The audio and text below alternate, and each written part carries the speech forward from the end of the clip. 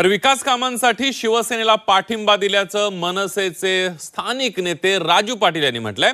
स्थानिक पातळीवर निर्णय घ्या असं राज ठाकरेंनी आदेश दिले होते, अशी प्रतिक्रिया मनसे नेते राजू पाटील यांनी दिलेली आहे। स्थानिक नेते युती आघाडी करतात असंही मनसेचे ज्येष्ठ नेते बाळा नांदगावकर यांनी म्हटलेलं आहे। काही निवडणुका असतात, समित्यांच्या असतात, कमिट्यांच्या असतात, अशा वेळेस पण काही गोंधळ होण्याची शक्यता आम्हाला दिसत होती। तर अशा वेळी आम्ही कुठेतरी एक बाजू अशी स्टेबल राहावी या हेतून एक पाठिंबा दिलेला आहे।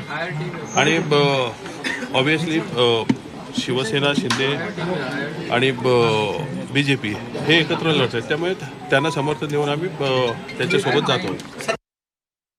हा कुठल्याही स्वतःच्या स्वार्थासाठी घेतलेला निर्णय नाही, आम्ही ठामपणे सामोरं आलेले आहेत। माननीय राजसाहेबांनी आम्हाला जेव्हा आमचे आकडे समोर आले आणि आम्ही त्यांना गणित सांगितलं, त्यांनी आम्हाला सांगितलं की स्थानिक पातळीवर जो तुझ्या नगरसेवकांचा विषय असेल त्याच्यावर निर्णय घ्या, आणि त्या अनुषंगाने आम्ही घेतला।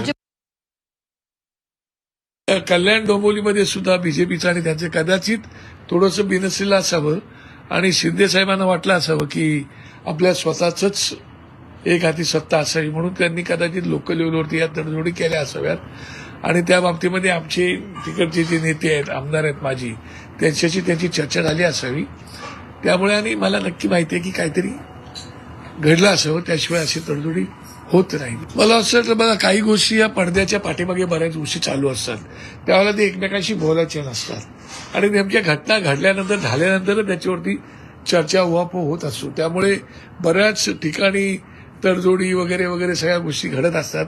तशा प्रकारचे आता काय आहे की उद्धव साहेब पण राजकारणात नवीन नाहीत आणि राजसाहेब पण राजकारणात नवीन नाहीत, आणि आता जे वेगवेगळ्या घडामोडी घडवतात ते राजकारणात नवीन नाहीत। राजकारणामध्ये काही कधी होऊ शकतं, कोणाचा शत्रू कायमचा कधीच नसतो।